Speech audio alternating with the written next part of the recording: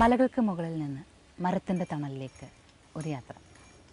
ഉദയാമൃതം യാത്രയുടെ സമ്മേളന ഭൂമിയാണ്. അത് നാം എപ്പോഴും പറയാറുണ്ട്. യാത്ര തന്നെയാണ് ഉദയാമൃതത്തിൻ്റെ ആത്മാവ്. ഇന്ന് ഒരു അരയാൽ ചുവട്ടിൽ നാം ഇരിക്കുമ്പോൾ അരയാൽ ചുവട് ഒരു ക്ഷേത്ര സാന്നിധ്യത്തെ വ്യക്തമാക്കി തരുന്നു. മലമേൽ എന്ന ദേശത്തു നിന്നാണ് നമ്മുടെ യാത്ര പുറപ്പെട്ടത്.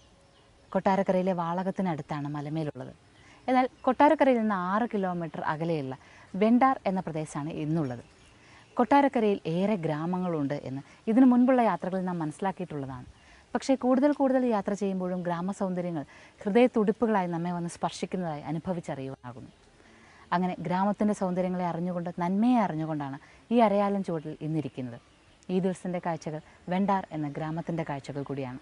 ദിവസക്കാഴ്ചകൾ ആരംഭിക്കാം. ആദ്യം ചിന്ത്ര ചെയ്യുമ്പോഴാണ് വെണ്ടാർ എന്ന ഗ്രാമം എത്തുന്നത്. ഗ്രാമക്കാഴ്ചകൾ ആദ്യം തന്നെ നാം ശ്രദ്ധിക്കുന്നത് വളരെ വലുതായ ഒരു ക്ഷേത്രക്കുളമാണ്. ഓർക്കുക, ഇവിടേക്ക് എത്തുവാനുള്ള വഴി കൊട്ടാരക്കരയിലെത്തുക, പുത്തൂർ റോഡ് അന്വേഷിക്കുക. പുത്തൂർ റോഡിലൂടെ ഏതാണ്ട് 9 കിലോമീറ്റർ യാത്ര ചെയ്ത് വരുമ്പോൾ വെണ്ടാർ എന്ന ഗ്രാമം ചോദിച്ചാൽ മതിയാകും. വെണ്ടാറിൽ എത്തിക്കഴിഞ്ഞാൽ ആദ്യം തന്നെ നമുക്ക് ക്ഷേത്രത്തിൻ്റെ സ്വാഗത കവാടം കാണാം. സ്വാഗത കവാടത്തിന് അകത്തേക്ക് നേരെ ആ ഒരു വഴി നേരെ എത്തുന്നത് ക്ഷേത്രക്കുളത്തിന് മുന്നിലാണെന്ന് പറയാം. വളരെ വലിയൊരു ക്ഷേത്രക്കുളമാണ്. മുൻപ് നാം പറഞ്ഞു, ഒരു ക്ഷേത്രം മഹാക്ഷേത്രമാണ് എന്നതിൻ്റെ സൂചനയാണ് ക്ഷേത്രക്കുളം കാണിക്കുന്നത്. ക്ഷേത്രക്കുളത്തിനും അരികിലെ അരയാലിനും അതിന് തൊട്ടരികിലുള്ള എല്ലാ ഗ്രാമക്കാഴ്ചകളും കണ്ടുകൊണ്ടാണ് നാം ക്ഷേത്രഭൂമിയിലേക്ക് എത്തുന്നത്. വെണ്ടാർ ശ്രീ സുബ്രഹ്മണ്യ ക്ഷേത്രഭൂമി അന്വേഷിച്ചാണ് നമ്മുടെ യാത്ര. തിരുവിതാംകൂർ ദേവസ്വം ബോർഡിന് കീഴിലുള്ള ക്ഷേത്രഭൂമിയാണ് ഇത്. ഇവിടുത്തെ ഉത്സവങ്ങൾക്ക് വലിയ ഖ്യാതിയാണ്. ക്ഷേത്ര ഐതിഹ്യത്തെക്കാളും വിശ്വാസത്തെക്കാളും കൂടുതൽ അറിയപ്പെടുന്നത് ഇവിടുത്തെ കാവടി മഹോത്സവമാണ്. അങ്ങനെയൊക്കെ പ്രത്യേകതയുള്ള തിരുവിതാംകൂർ ദേവസ്വം ബോർഡിന് കീഴിലുള്ള, മാത്രമല്ല പഴയ രാജകാലഘട്ടം നിലനിന്നിരുന്ന കാലത്ത് ഇളയിടത്ത് സ്വരൂപത്തിന് അവകാശമുണ്ടായിരുന്ന ക്ഷേത്രഭൂമിയാണ് എന്നൊക്കെ കേട്ടറിഞ്ഞുള്ള വരവാണ് നമ്മുടേത്. ഇനി ക്ഷേത്രക്കാഴ്ചകൾ എന്ത് പറയുന്നുവെന്ന് ക്ഷേത്രഭൂമിയിൽ എത്തി തന്നെ മനസ്സിലാക്കാം.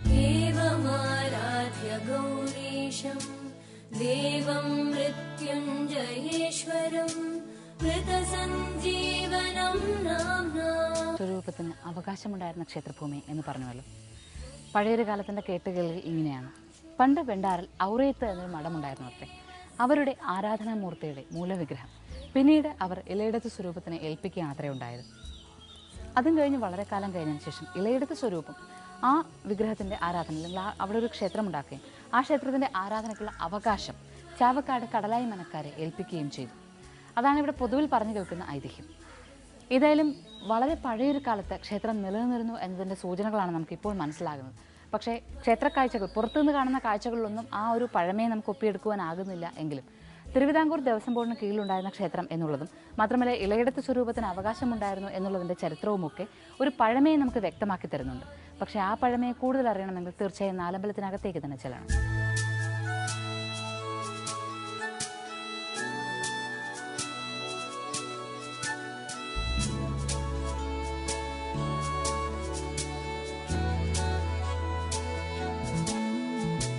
വെണ്ടാറിലെ ഖ്യാതി നേടിയ ക്ഷേത്രം സുബ്രഹ്മണ്യ സ്വാമി ക്ഷേത്രമാണ്. അതുകൊണ്ട് തന്നെ വെണ്ടാർ ശ്രീ സുബ്രഹ്മണ്യ സ്വാമി ക്ഷേത്രത്തിൻ്റെ കാഴ്ചകൾ കാണുവാനാണ് നാം എത്തിയത്. തൊട്ടു മുൻപ് നാം നിന്നത് സുബ്രഹ്മണ്യ ക്ഷേത്രത്തിൻ്റെ നടപ്പന്തലിലുമാണ്. സുബ്രഹ്മണ്യ ക്ഷേത്രത്തിൻ്റെ നാലമ്പലത്തിനുള്ളിലേക്ക് പ്രവേശിക്കുവാനാണ് നാം തയ്യാറായത്. പഴമക്കാരിൽ നിന്ന് അപ്പോഴാണ് ഒരു കാര്യം മനസ്സിലാക്കിയത്. ക്ഷേത്രത്തിൻ്റെ തൊട്ടരികിലായി തന്നെ പ്രാചീനമായ ഒരു മഹാദേവ ക്ഷേത്രമുണ്ട് എന്നും ആ ക്ഷേത്രത്തിൽ ദർശനം നടത്തിയതിനു ശേഷം മാത്രമേ സുബ്രഹ്മണ്യ ക്ഷേത്രത്തിൽ ദർശനം നടത്താൻ പാടുള്ളൂ എന്നും അതറിഞ്ഞ ഉടനെ തന്നെ ആ ആചാരം ഒരിക്കലും തെറ്റിക്കാൻ പാടില്ല എന്ന്, മാത്രമല്ല എപ്പോഴും ഭാരതീയമായ എല്ലാ ആചാരങ്ങളെയും ബഹുമാനിക്കുന്നവരാണ് നാം. അതുകൊണ്ട് അതിൻപടി തന്നെ എങ്ങനെയാണോ ക്ഷേത്രത്തിൻ്റെ ആചാരം അതിൻപടി തന്നെ ആയിക്കൊള്ളട്ടെ എന്ന് തീരുമാനിച്ചുകൊണ്ട് ക്ഷേത്രഭൂമി അന്വേഷിച്ച് വന്നതാണ്. മഹാദേവ ക്ഷേത്രം ചെറിയൊരു ശ്രീകോവിലാണ്. ക്ഷേത്രത്തിന് പുറത്തു നോക്കുമ്പോൾ വളരെ വഴിയൊക്കെ ചെറുതെ ഇടുങ്ങി വരും. അതായത് വെണ്ടാർ സുബ്രഹ്മണ്യ ക്ഷേത്രത്തിന് മുന്നിൽ നിന്നുള്ള വഴി നേരെ മുന്നിലേക്ക് വന്നാൽ ഇടുങ്ങി വരികയും മറുവശത്ത് കൃഷിസ്ഥലമായി മാറുന്നതും കാണാം. അവിടെ നിന്നാണ് ക്ഷേത്രത്തിലേക്ക് ഇറങ്ങുവാനുള്ള പടിക്കെട്ടുകളുള്ളത്. അകത്തേക്ക് കയറിയാൽ ഒരു ചെറിയ ബലിക്കൽപുരയാണ്. നന്നേ ചെറിയൊരു ബലിക്കലാണുള്ളത്. ബലിക്കൽപുരയിൽ മറ്റൊരു കാഴ്ചയുമില്ല. ബലിക്കൽപുര കഴിഞ്ഞ് പിന്നെയുള്ളത് ഒരു നീണ്ട ഇടനാഴി. ഇടനാഴി കടന്ന് അകത്തേക്ക് വരുന്നു. അകത്തേക്ക് വന്ന് ശ്രീകോവിൽ കാഴ്ചകൾ കാണാൻ തയ്യാറെടുക്കുകയാണെന്ന്.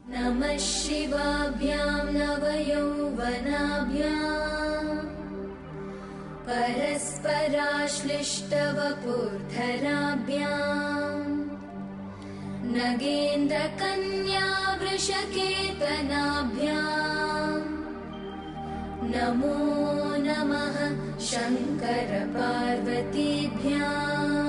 വെണ്ടാറിൻ്റെ പഴമ എത്രത്തോളം പ്രാചീനമായൊരു ക്ഷേത്രസങ്കല്പമാണ് ഇവിടെ നിലകൊള്ളുന്നത് എന്ന് മനസ്സിലാക്കുവാനാകുന്നത് ഈ ക്ഷേത്രത്തിൻ്റെ നാലമ്പല ഭൂമിയിലെത്തിയപ്പോഴാണ്.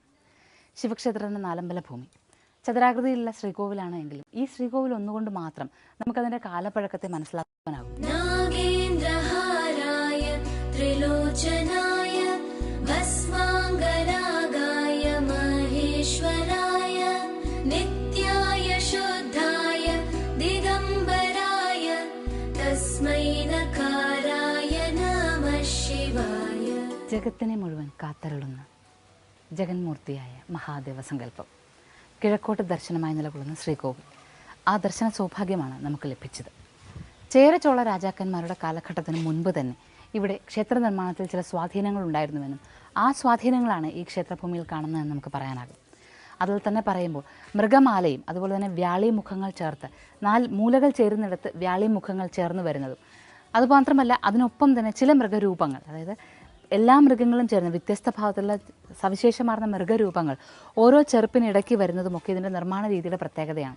പിന്നെ പഴയ കാലത്ത് മാത്രം പതിവുള്ള രീതിയിൽ 9 ദ്വാരങ്ങൾ കൊടുത്തുകൊണ്ടുള്ള വായു അറകൾ അതും ഇവിടെ കാണാം. അതായത് പഴയ കാലത്തെ ആ ശ്രീകോവിൽ വായു അകത്തേക്ക് കടക്കുന്നതിൻ്റെ ആവശ്യകത മനസ്സിലാക്കിക്കൊണ്ട് ആ ഏറ്റവും പഴയ കാലത്തെ ശ്രീകോവിൽ നിർമ്മാണ രീതി അതുപോലെ തന്നെ സംരക്ഷിച്ചിരിക്കുകയാണ് ഇവിടെ എന്ന് മനസ്സിലാക്കാം.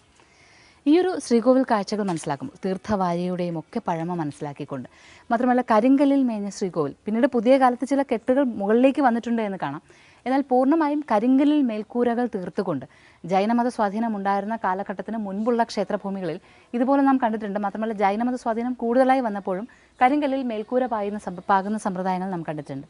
അങ്ങനെ കാലഘട്ടം ഏതെന്ന് വ്യക്തമായി ആർക്കും പറയാനാകുന്നില്ല എങ്കിലും ഒന്ന് നമുക്ക് ഉറപ്പിക്കാം, 8-ാം നൂറ്റാണ്ടിന് മുൻപ് ഈ ക്ഷേത്രഭൂമി നിലനിന്നിരുന്നു എന്ന കാര്യത്തിൽ യാതൊരുവിധ സംശയവുമില്ല. അങ്ങനെ നിലനിന്നിരുന്ന ഒരു ക്ഷേത്രഭൂമിയെക്കുറിച്ചാണ് നാം ഈ പറഞ്ഞുകൊണ്ടിരിക്കുന്നത്. ഇവിടെ ധ്യാനഭാവത്തിലാണ് മഹാദേവ സങ്കല്പമുള്ളത്.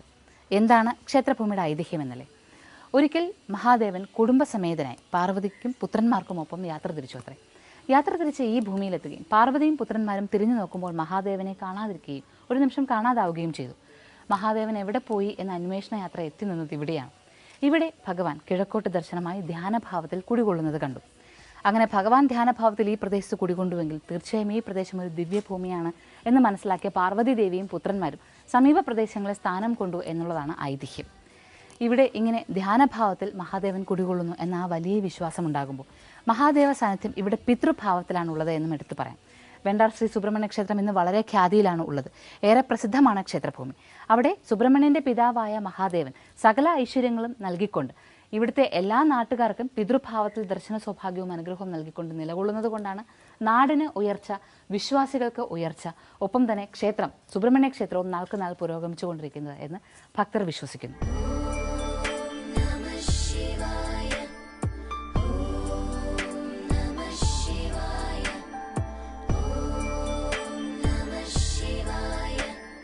മഹാദേവ ക്ഷേത്രത്തിൻ്റെ നേരെ പുറകെ ഒരു വനത്തിലൂടെ എന്നതിന് പ്രതീതി ഉണ്ടാക്കുന്ന രീതിയിൽ നമുക്ക് സഞ്ചരിക്കുവാൻ ഒരു പാതയുണ്ട്. നിറയെ മരങ്ങളാണ് ഇരുവശവും, ഒരു വശം കൃഷിപ്പാടവും. ശരിക്കും ഒരു കാവിൻ്റെ അന്തരീക്ഷം, അതായത് വെയിൽ താഴേക്ക് വീഴാത്ത രീതിയിൽ മുകളിൽ മരങ്ങൾ മേൽക്കൂര ഇട്ടിരിക്കുന്ന ഒരു വഴിയിലൂടെ സഞ്ചരിച്ചാൽ നമുക്കൊരു നാഗസ്ഥാനത്തെത്താം. യഥാർത്ഥത്തിൽ ക്ഷേത്രവുമായി ബന്ധപ്പെട്ടുള്ളൊരു നാഗസ്ഥാനമാണ് എന്നൊന്നും ഐതിഹ്യത്തിൽ പറഞ്ഞു കേൾക്കുന്നില്ല എങ്കിലും ഇവിടെ ഇപ്പോഴുണ്ടായി വന്നിരിക്കുന്ന നാഗത്തറയ്ക്ക് നാഗസാന്നിധ്യത്തിന് ശക്തിഭാവങ്ങളുണ്ട്. അത് സ്വാഭാവികമായിട്ടും ഉണ്ടാകുമെന്ന് നമുക്ക് ഈ കാവ് കാണുമ്പോൾ മനസ്സിലാക്കാനാകും. ഈ വഴികളെല്ലാം ചെന്ന് നിൽക്കുന്ന നിറയെ വള്ളികളുള്ള അപൂർവമായ വൃക്ഷങ്ങളുള്ള ഒരു കാവിനുള്ളിൽ തന്നെയാണ്. അതുകൊണ്ട് തന്നെ ആയില്യം നാളിൽ പ്രത്യേകമായ പൂജകൾ ചെയ്തുകൊണ്ട് വലിയ പ്രാധാന്യത്തിലേക്ക് വന്നുകൊണ്ടിരിക്കുകയാണ് ഈ കാവ്.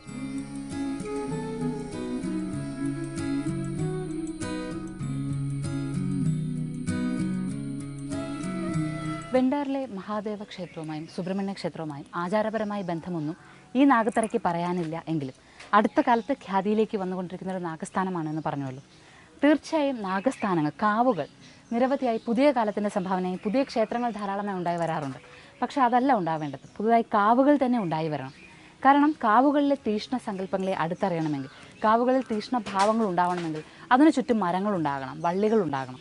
അപ്പോൾ അത്രയും മരങ്ങളും വള്ളികളും നാം സംരക്ഷിക്കും. ഓരോ നഗരത്തിൻ്റെ മൂലകളിലും ഇന്നിപ്പോൾ ട്രാഫിക് ജംഗ്ഷൻസ് ഉള്ളതുപോലെ തന്നെ ഓരോ നഗരത്തിൻ്റെ കോണുകളിലും ഒരു കാവുണ്ടാകുന്നത് ഒരു സുന്ദര കാലഘട്ടത്തിൻ്റെ സ്വപ്നമാണ്. അങ്ങനെ കാവുകൾ ഉണ്ടാകുമ്പോൾ അവിടെ ഒരു ആവാസ വ്യവസ്ഥയുണ്ടാകും, നിരവധി വൃക്ഷങ്ങളുണ്ടാകും. ആ വൃക്ഷങ്ങളുടെ വേരുകൾ അവിടുത്തെ ജലസ്രോതസ്സിനെ താങ്ങി നിർത്തുകയും ചെയ്യും. അങ്ങനെ നമുക്ക് പ്രകൃതിയിലേക്ക് മടങ്ങുവാനാകും. അത് പറയുവാൻ വേണ്ടി മാത്രമാണ് ഇപ്പോൾ ഈ കാവിലേക്ക് വന്നത് നമ്മൾ.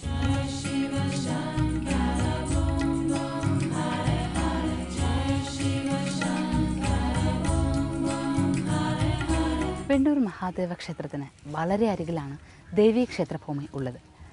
പഴമക്കാരുടെ ആചാരപ്രകാരം മഹാദേവനെ തൊഴുതു കഴിഞ്ഞാൽ പിന്നെ നേരെ പാർവതിക്ക് തിരുസന്നിധിയിലെത്തണം. അതായത് വെണ്ടൂർ ദേവീ ക്ഷേത്രത്തിൽ കുടികൊള്ളുന്ന സാന്നിധ്യം പാർവതിയാണ് എന്ന് സങ്കല്പം. അതായത് മഹാദേവനോടൊപ്പം പാർവതി യാത്ര പുറപ്പെട്ടു എന്ന് പറഞ്ഞുവല്ലോ. അതിനുശേഷം പാർവതി തിരിഞ്ഞു നോക്കുമ്പോഴാണ് മഹാദേവൻ ധ്യാനഭാവത്തിലിരിക്കുന്നത് കണ്ടത്. ഭഗവാൻ ഏറ്റവും ഉചിതമായ പ്രദേശത്താണ് ധ്യാനഭാവത്തിലിരിക്കുന്നതെന്ന് മനസ്സിലാക്കിയ ശ്രീപാർവതിയും തൊട്ടരികിലൊരു പ്രദേശം തന്നെ ഇരിക്കുവാനും ഐശ്വര്യമായി അനുഗ്രഹം വിതറുവാൻ വേണ്ടിയിട്ട് ദർശനം നൽകുവാൻ വേണ്ടി തീരുമാനിക്കുകയും ചെയ്തു. അങ്ങനെ കുടികൊണ്ട പ്രദേശത്താണ് വെണ്ടൂർ ദേവീ ക്ഷേത്രം നിലനിന്നിരുന്നത്.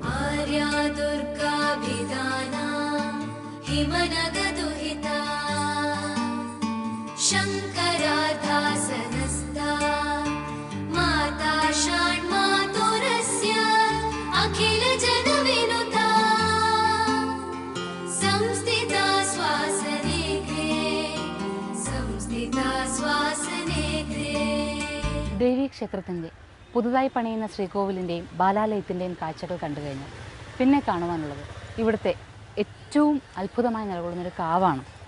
കാവ് എന്ന് പറഞ്ഞാൽ കാട് എന്ന് തന്നെ പറയാവുന്ന രീതിയിൽ അത്രയ്ക്ക് വലിയ മരങ്ങൾ നിറഞ്ഞു നിൽക്കുകയാണ് ഇവിടെ. കുന്തിരിക്ക വൃക്ഷങ്ങളാണ് ഇതെല്ലാം. കുന്തിരിക്കം എന്നത് കുന്തിരിക്കത്തിൻ്റെ പുക എല്ലാ തരത്തിലുള്ള അണുക്കളെയും ഇല്ലാതെയാക്കുന്നതാണ്. രോഗികളുള്ള വീടുകളിൽ കുന്തിരിക്കം പുകച്ചാൽ ആ രോഗം മറ്റുള്ളവരിലേക്ക് പകരാതിരിക്കുമെന്നും മാത്രമല്ല എല്ലാ സന്ധ്യകളിലും കുന്തിരിക്കം പുകയ്ക്കുന്നത് ഗൃഹത്തിൽ ഏറ്റവും നന്മ വരുവാനൊക്കെ നല്ലതാണ് എന്ന് പഴമക്കാർ വിശ്വസിക്കാറുണ്ട്. ആ കുന്തിരിക്കം ഉൽപ്പാദിപ്പിക്കപ്പെടുന്ന വൃക്ഷങ്ങളാണ് ഇതിന് ചുറ്റുമുള്ളത് തന്നെ.